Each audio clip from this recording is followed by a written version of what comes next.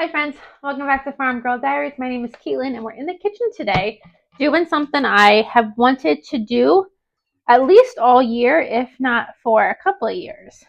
So one of my goals this year was I wanted to grow my own cauliflower, particularly a purple one, and I wanted to try like a pickled vegetable melody.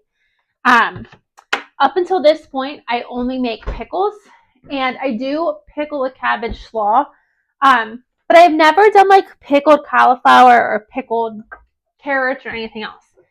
So I attempted to grow cauliflower this year, had a massive issue with slugs, but I was able to get one yellow, I can't see anything right now.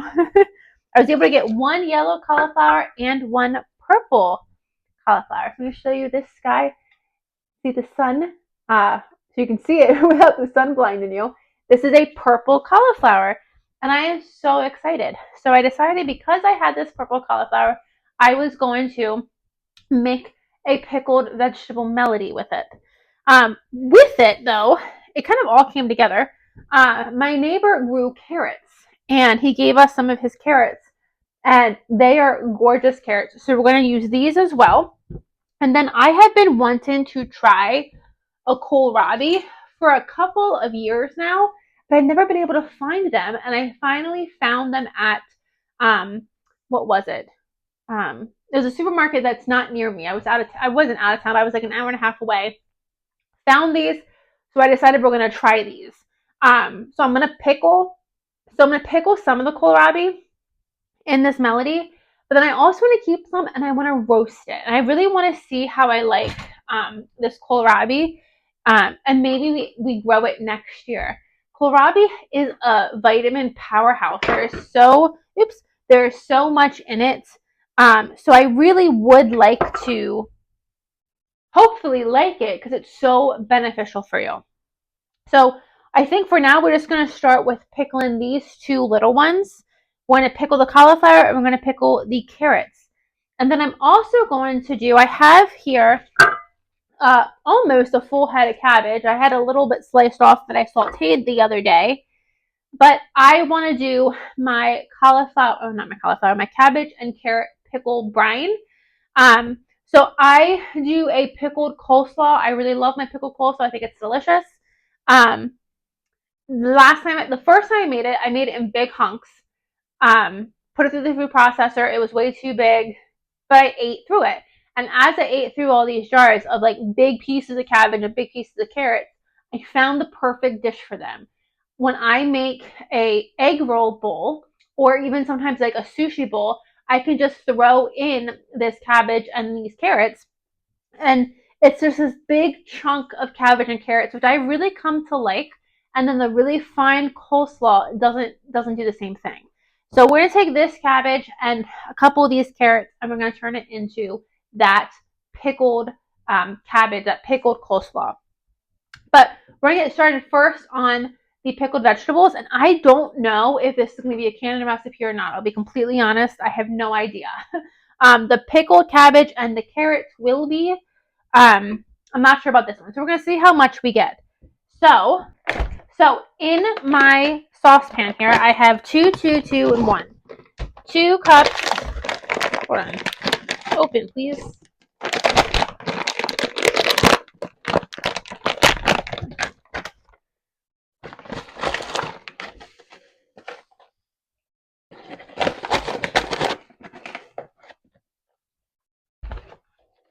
I have 2 cups of vinegar, 2 cups of water, 1 tablespoon of sugar, and 2 tablespoons of a pickling salt. I also have this left over. This is a bread and butter pickling brine. And I'm just going to add some of that in here to give it some more flavor. I love bread and butter, so I think it's going to be delicious. So I'm just going to add a little bit of that in there. I'm going to put this on the stove, just kind of melt that sugar and get everything dissolved. While I'm doing that, I'm going to go ahead and start just chopping up my vegetables. I don't really know how to eat a kohlrabi, so I just peeled it, and I hope that is okay. I was going to Google it, and I was like, how hard can it be, though? Like, How can I go wrong? I can figure this out without Google. So I'm just going to do kind of everything in like little, is that too big? Yeah, we'll cut it in half. Just like little spears. And then obviously the cauliflower would be like little heads. So this cauliflower I picked about a week ago, and it's been in my fridge just waiting for me to use. I knew I wanted to do this with it. I just didn't have the time. So today we have the time. And so I went and I soaked it in water. And I'll be honest, one thing I never used to do is I never used to soak my broccoli and my cauliflower. I never used to put them in water. I do water and vinegar now, but I think it should be water and salt maybe. But anywho, I did it. The first time I did it was with store-bought broccoli, and a worm came out of it. And then I was like, okay, well, I'll do it for the cauliflower. And I like inspected the cauliflower. I didn't see anything. I must have picked like 12 worms off this cauliflower. My nose is itchy. And I am just blown away. I used to never wash my brassicas. So I now know that I have eaten worms. And I find that repulsive. I am not a fan of that. So if you don't wash and like inspect your broccoli and your cabbage, or your broccoli and your cauliflower, maybe you should start. It might be a good thing. So I forget what it is. I thought it was vinegar and water. Just add like a dash of vinegar to the water you have your cauliflower soaking in. And some definitely came out, but some worms didn't. So I really had to inspect my cauliflower to get all of the worms out of it. And I'm hoping I did. As I cut it, I'm still going to be inspecting it to make sure that I have everything out of it. Because who wants to eat a worm, right? Gross, gross, gross. So that was a new, very unsettling revelation. And then the fact that I've never done it. And I've never done it because I know I don't put any, I give it a rinse underwater, but I know I don't put any pesticide or anything on my produce. It doesn't touch the dirt, so I'm like, how dirty is it? You're not washing it for the dirt, friends. You're washing it for the bugs. Didn't know. Didn't know. And I planned on like bringing you guys along for this. And then I think I'm gonna like, I feel like that's too big, but if I cut it any smaller, it's just gonna be like all the little individual heads. I guess I have to leave it that big. It's gonna be too small then to pick up. Same with this guy. I was gonna bring you guys along and show you like, oh, you need to soak it and maybe you find a worm or two. And then like I just kept finding them. There were so many. It was repulsive. And my cauliflower, I'm also washing it as we go because it's dirty like down in the crevices. And I like the caterpillars have been like up in the heads of the broccoli. It was an eye-opening experience, friends, and not in an all a good way. It was terrible. It was a terrible experience. But at least we didn't eat them this time, right? Okay. So I am just getting all these guys in here. I'm not cutting them too small just because I want them, I don't want like little pieces like this. I want them to stay as nice sized pieces. And so I'm just kind of inspecting now for more caterpillars. We don't want to pickle any. That sounds terrible. I think I like scarred myself for life, I'll be honest. I think I did. Okay. I think we're good. I'm all like forever for the rest of my life. I'm gonna inspect my produce obsessively. I don't think that is. Okay. Okay. So we have kohlrabi. I'm just gonna dump it in with my cauliflower, and then I am just going to start with the head. Oh my god, there's a worm! Oh my god, there's another one! No, these ones are dead. I think I just cut this guy in half. But where are they coming from? Okay, so they could have been everywhere. So this is from a garden. I guess there could have been worms in it. The cauliflower did have worms, and possibly the kohlrabi could have had worms. My god, I have never ever in my life, ever, I cut the worm in half. We're gonna wash this. I have never in my life had, like, ever seen worms. So I find this so strange, but whatever. Hopefully that's the last one. Okay, so I'm just going to cut the carrots also into little cute, like little sticks. I don't know if I like pickled carrots. I have no idea. So we're just going to do a small batch of this to see if we like it before we kind of go hog wild and make a ton.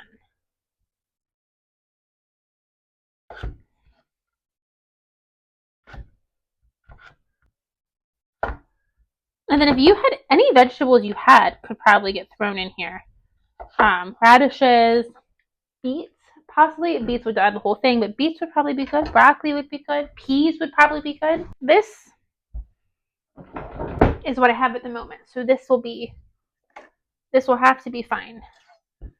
Okay, so let me just do some of this. And I think this is going to be, oops, I put that in the wrong one. I think this is going to be fun. I think this is going to be just something fun to snack on. And if we don't like it, no harm, no foul. Now we know. And if we do, we could really plan for next year. I also thought about fermenting this. I thought we'll just pickle it first, and then we'll ferment it, and we'll see what we think. So let me go grab a jar to put this in, and these are just going to be refrigerator pickles. Okay, now I just got one wide mouth jar. I'm just going to dump everything in. Now what is fun about this is you could add your own flavorings. Like you can make this spicy. You could give this like a dill flavor in. You could add herbs, fresh herbs, rosemary, chives, oregano. You could really like play with this, and I think that's fun. I love when you kind of have options. So I am just gonna get everything in here, and I think this looks really pretty. Before I even add in my pickle and brine, get out of the sun. Look how pretty that looks. I mean, I think that's gonna look great on when I have more. If I like this and I make a lot more, I think that'll look great on a pantry shelf. Gotta commit. I'm just spilling it.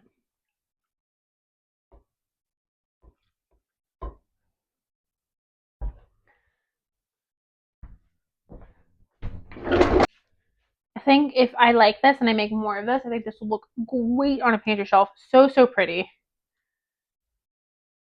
And then the options, you have just so many options with it. I think that's fun. I'm just going to add some of these. I'm going to spoon some of these in.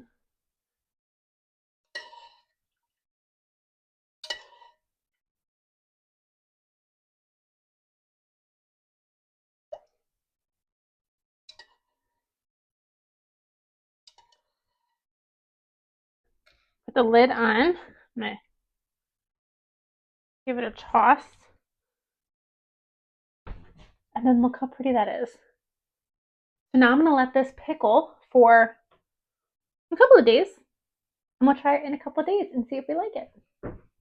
Let me clean this up, and then I'll bring you back to get started on the pickled cabbage and carrot. Okay, we are back with our second recipe. This is our pickled coleslaw. And again, you can do this and like make your cabbage and carrots traditional coleslaw texture and size. But when I made this the first time, my food processor, I didn't really get it done correctly. And so my food processor made it really big. The cabbage was big and the carrots were big. And at first I didn't like it. And then I really, really did. So let me get the brine started and I'll tell you what I eat this on. So for my brine, I'm starting with 2.5 cups of vinegar. And I do have a little bit of brine left over from the vegetable melody. And it does have a little bit of the bread and butter seasoning to it. That's just fine. I'm not gonna let anything go to waste. 2.5 cups of vinegar, 2.5 cups of water. I need to get my other container. We need 2.5 cups of sugar. So I'm going to go behind you and get my sugar. I only did 2 cups of sugar because that seems like a lot of sugar. And that's okay. So, and then what is it? 2 tablespoons of pickling salt. So 2.5 cups of water. No. So 2.5 cups of vinegar, 2 cups of water, 2 cups of sugar, and 2 tablespoons of salt. Okay, let's get this on the stove and we'll be back to fill our jars with that. So this coleslaw, when I first made it, like I said, I didn't like it. I liked the flavor, but I didn't like the texture. I gotta put this in a bigger bowl so I can toss it around.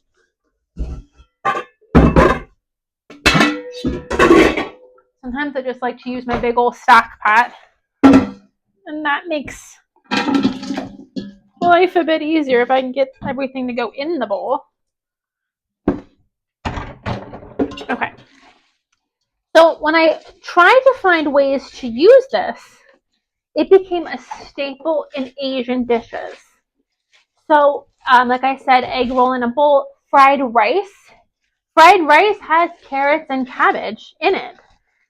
Well, what about a pickled carrots and cabbage? It sounds weird. I do realize that the concept of this sounds weird. But I promise it lends it a different flavor that I think is really, really good. And so I like having this one where I have like big pieces, because then you get like a bite of this pickled cabbage or a bite of this pickled carrot. And I'm wondering right now if I have enough carrots. I think I do. Yeah.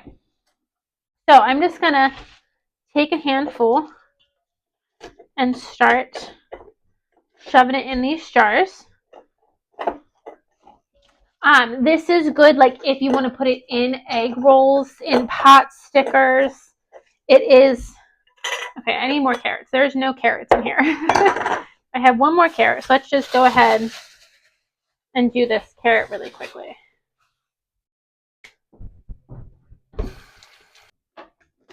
So, let me break this in half because this is huge. My neighbor grew some amazing carrots. So I'm just using a mandolin to slice them really thinly. And so, like I said, I just think that there is a place for a large coleslaw on your shelf. Add it with fish tacos. I just come back to Asian dishes. Noodle dishes, I'd like to make a lo mein. I put it in there. So it just adds. So I watch a lot of cooking shows, and a lot of the cooking shows, a lot of times people say they make something that's too heavy. It needed something light. It needed something fresh. And so I really think that, especially in a lot of these dishes, the addition of this coleslaw is that light and fresh element, and the pickledness of it, I think, just gives it the freshness that a lot of these dishes really need. Okay. This is such a big carrot. I'm struggling. Okay, I'm going to stop it there, and my bunny is going to get the rest of that carrot. And then some of these, when they're so big like this, I got some dirt on my hand. When they're so big like this, I do like to, when they're so big like this, I do like to just kind of break them up. You want them to be big, but kind of bite size. So I'm just going through, breaking some of them up. Give it another stir and start again. You really want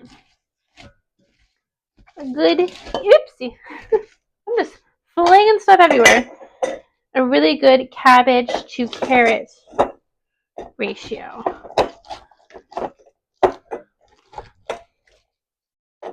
Oh my god, this is also really, really good on an Italian sub. So I use my regular fine coleslaw when I have Italian subs. But this, again, it's more body, it's more crunch. It's delicious. So I'm just going to go ahead and get these jars packed.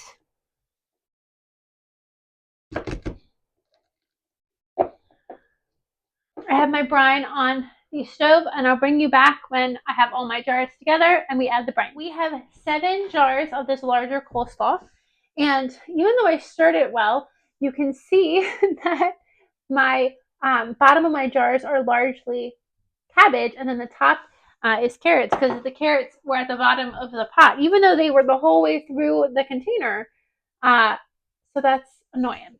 So make sure they are better mixed, or you could also try layering them too, like a little bit of cabbage and then carrots, and so you get them the whole way through. This is what it should look like. This is a nice jar where it's kind of really mixed the whole way through. The closer we got to the bottom, the better well they are, or the better mixed they are. But for ones like this, where it's carrots at the top, cabbage at the bottom, when I use this, I'll probably dump this into a jar and then give it another little mix. So now I'm just going to get these filled up, and these water bath for 15 minutes. And I like to use a chopstick to push my way into these jars to get any air pockets, so that the brine, the pickling brine, can get the whole way through the jar. And when I put them into the jars, I press them down with my pickle press. My dad actually made this one with a tree that I had to have cut down in my yard that I didn't want to cut down. So he was able to save some of the tree and turn it into this pickle press, which I love.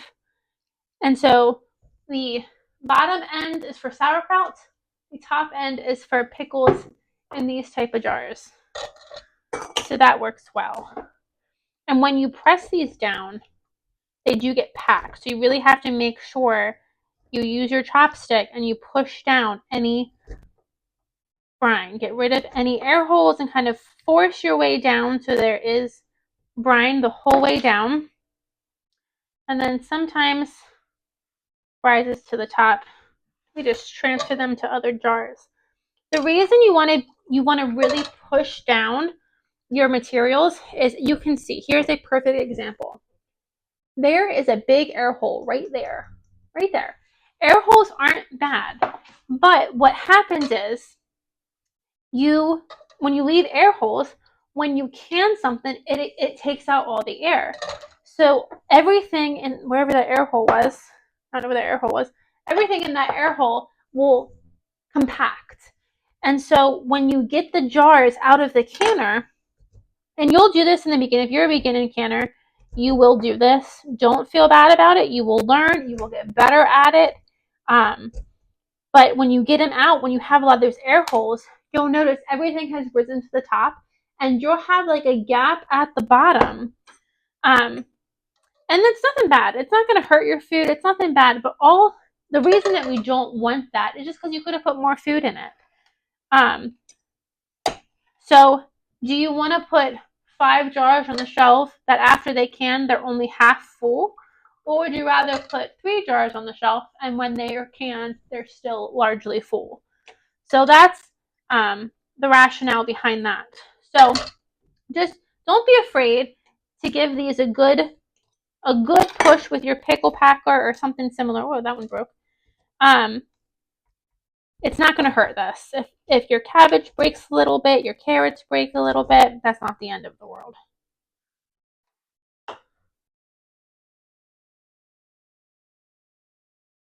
And here I am at the end, and I only have a little bit of brine left. So sometimes you have to play a little bit. So these ones that have brine almost to the point of overflowing, I'm taking a little bit out because I have brine in these last two jars, but not covering. That one's good. Okay. I'm just going to see if I can't finagle this.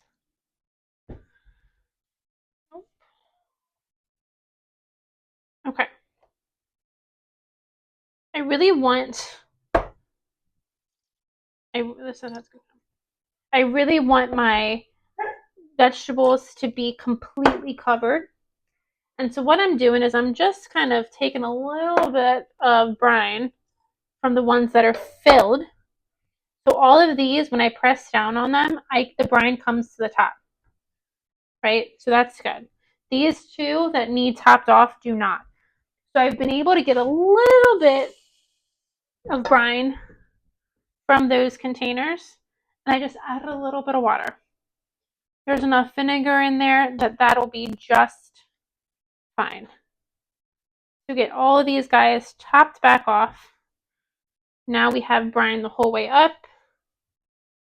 Yeah, and sometimes you need to do that. I'm not going to make another whole batch of brine when I need probably half an inch of brine. But that worked out great. So I am going to use my new electric pressure canner to do the water bath. I've never done that before. So let me go ahead. I'm going to get this mess cleaned up because I'm going to put it right here. And I'll bring you back for the cleaning. I'm just going to use a paper towel and some hot water. And I want to make sure I wipe these rings down really good with these rims. I don't want any vinegar or cabbage particles or anything sticking to that rim.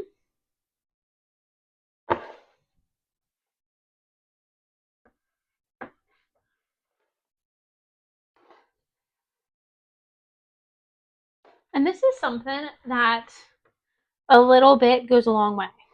That was about 3/4 of a head of cabbage and 4 carrots, I think. So a little bit goes a long way. And this is going to be delicious on some Asian dishes. Lo mein, fried rice, egg roll in a bowl, shrimp tempura like a sushi bowl, a poke bowl, and some pot stickers, and some egg rolls. It'd be delicious. I just thought of something else I did with it, but I don't remember what it was. But it's delicious. Okay.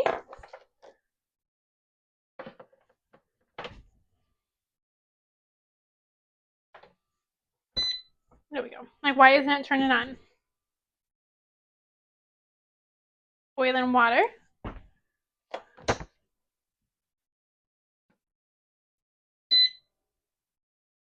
Set it for 15 minutes. And then what this does is it does make you warm up the jars in here. You can't skip this process, which I find annoying. Especially if your product is already hot, but whatever. So I have it insert jars. Let me read instructions. Okay, and then turn on and lock it.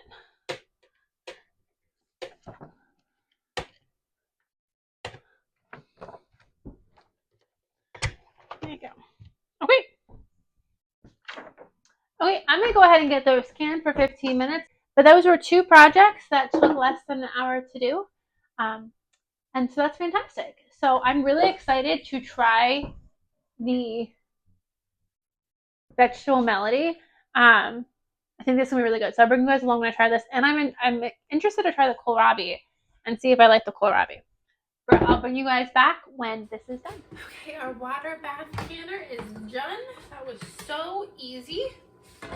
So now I'm just letting everything cool. But I want to show you our canned product, our finished product. Let me use my towel here. Oh, that was what?